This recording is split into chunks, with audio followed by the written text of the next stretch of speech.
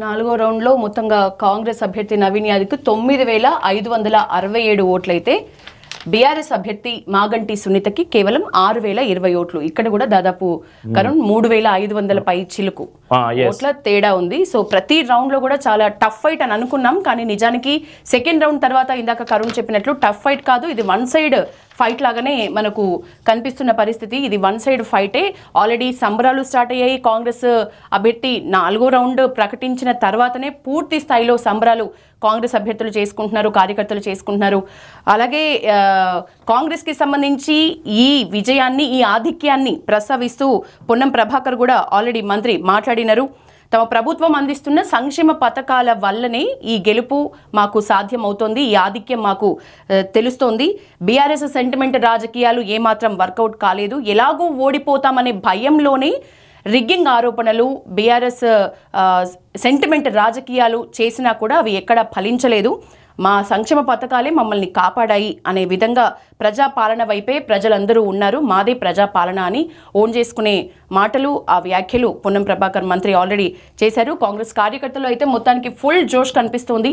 ఇదంతా కొన్ని రోజులుగా ఎగ్జిట్ పోల్స్ ఒక ఇంత ఓటింగ్ కి ముందు మనం అనుకున్నట్లు కరుణ్, అసలు ఓటింగ్ కి ముందు పూర్తిగా బీఆర్ఎస్ కు 10 ప్రీ పోల్ సర్వేస్ అన్ని ఏం చెప్పినాయంటే బీఆర్ఎస్ పార్టీకి 10% ఓట్లు ఎక్కువ పడే అవకాశం ఉంది. ఆ ఓట్ షేర్ మొత్తం 10% బీఆర్ఎస్ వైపే ఉన్నదని చెప్పారు. అది ప్రీ పోల్ సర్వేలు అన్నీ చెప్పాయి బీఆర్ఎస్ దే గెలవబోతుంది జూబ్లీహిల్స్ బైపోల్ అని.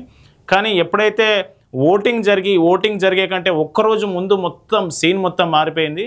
ఆ పోలింగ్ డే రోజు కూడా మధ్యాహ్నం వరకు కొంత మధ్యస్థంగా జరిగింది. ఆ 3 గంటల నుంచి 6 గంటల వరకు జరిగిన పోలింగ్ ఏదైతే ఉందో అది కంప్లీట్గా కాంగ్రెస్ వైపు పడినట్లే మనకు తెలుస్తూ ఉన్నది. ఆ కాంగ్రెస్ ఆ రోజు జరిగినటువంటి పోలింగ్లో మొత్తం అందరి అంచనాలు మారిపోయాయి.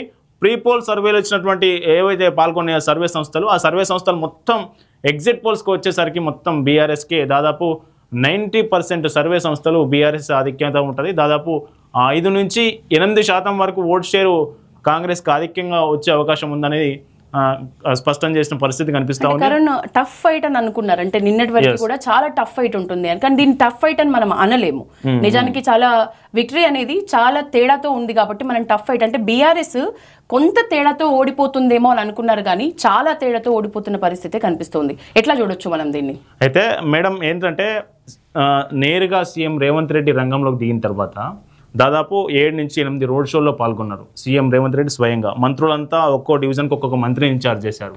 అట్లాగే నవీన్ యాదవ్ వ్యక్తిగతంగా కూడా అతనికి మంచి పేరున్నది. నవీన్ యాదవ్ వ్యక్తిగతంగా ఉన్నటువంటి గుర్తింపు ఏదైతే ఉందో ఇప్పుడు ఈ కాంగ్రెస్ పార్టీకి బాగా కలిసి వచ్చింది. అదే సమయంలో బీఆర్ఎస్ పార్టీకి నష్టం ఇక్కడ జరిగిందంటే, బీఆర్ఎస్ పార్టీలో కీలకంగా ఉన్నది ఇద్దరు నాయకులు. అటు కేటీఆర్ వర్కింగ్ ప్రెసిడెంట్ కేటీఆర్, అట్లాగే హరీష్ రావు వాళ్ళ పితృవియోగంతో, వాళ్ళ నాన్న చనిపోవడంతో దాదాపు 10 రోజులు ఈ ప్రచారానికి దూరంగా ఉండిపోయారు. దీంతో కేటీఆర్ ఒక్కడే తానే ఆయా డివిజన్ల వారీగా రోడ్ షోలు, మీటింగ్లు నిర్వహించినా కానీ పెద్దగా ఫలితం లేకుండా పోయిందని చెప్పవచ్చు. అయితే బైపోల్స్ ఉప ఎన్నికల్లో ఖచ్చితంగా అధికార పార్టీలు ఏం చేస్తాయి అంటే మనం గతంలో చూసినాం, అటు హుజురాబాద్ కావచ్చు, మునుగోడు కావచ్చు, ఉప ఎన్నికల్లో ఖచ్చితంగా అధికార పార్టీ గెలిచేందుకు అన్ని శక్తులు ఒడ్డే పరిస్థితి ఉంటుంది. కాబట్టి ఇక్కడ కూడా అదే జరిగింది. ఇటు మంత్రులతో కావచ్చు, మాగంటి సునీత బీఆర్ఎస్ పార్టీ ఒక అభ్యర్థి స్వయంగా ధర్నా చేసింది. పోలీసులు మొత్తం వాళ్ళకే సహకరిస్తున్నారు, గూండాలను రౌడీలను పెట్టి బెదిరిస్తూ ఉన్నారు, రిగ్గింగ్ జరుగుతూ ఉంది, డబ్బులు పంచుతున్నారు, పోలింగ్ బూత్ల వద్దే డబ్బులు పంచుతూ ఉన్నారనే ఆరోపణలు చేసింది. కానీ నిజానికి బీఆర్ఎస్ పార్టీ కూడా గతంలో జరిగినటువంటి ఉప ఎన్నికల్లో ఇట్లాంటి చర్యలే చేసిందని ప్రతిపక్ష పార్టీలు అప్పటి కాంగ్రెస్ పార్టీ కావచ్చు, బీజేపీ కావచ్చు ఆరోపించింది. మునుగోడులో కూడా సేమ్ ఇట్లాంటి సిచ్యువేషన్ వచ్చినప్పుడు మునుగోడు ఉప ఎన్నిక సందర్భంలో మంత్రులు, స్థానికేతర నాయకులు ఇక్కడే ఉండి డబ్బులు మోస్తూ ఉన్నారు బూతుల వద్ద అని అప్పుడున్న ప్రతిపక్ష పార్టీలు ఇప్పుడు అప్పటి బీఆర్ఎస్ పార్టీపై తీవ్ర ఆరోపణలు చేశాయి. కానీ ఆరోపణలన్నీ పటాపంచలైపోయినాయి. అధికార పార్టీ అప్పుడు గెలిచింది. ఇప్పుడు కూడా అదే సేమ్ మా మునుగోడు ఉప ఈ ఉప ఎన్నిక కనుక చూసినట్లయితే ఈ ఉప ఎన్నికలో కూడా సేమ్ అధికార పార్టీ తన శక్తులన్నీ వడ్డి ఈ అభ్యర్థిని గెలిపించుకుంది. ఎందుకంటే దాదాపు 2 సంవత్సరాల పరిపాలనకు ఇది ఒక రెఫరెండంగా అందరూ చూస్తూ వచ్చారు. BRS party working president KTR కూడా స్వయంగా అనేక సార్లు చెప్పారు, ఇది మీ ఎన్నికకు మీ పాలనకు రెఫరెండం అని. సో కాబట్టి కాంగ్రెస్ పార్టీ ఈ ఎన్నికను ఉప ఎన్నికను సీరియస్గా తీసుకొని అన్ని అవకాశాలను వాడుకొని ఆ అభ్యర్థిని గెలుపు కోసం అంతా కృషి చేశారని చెప్పవచ్చు.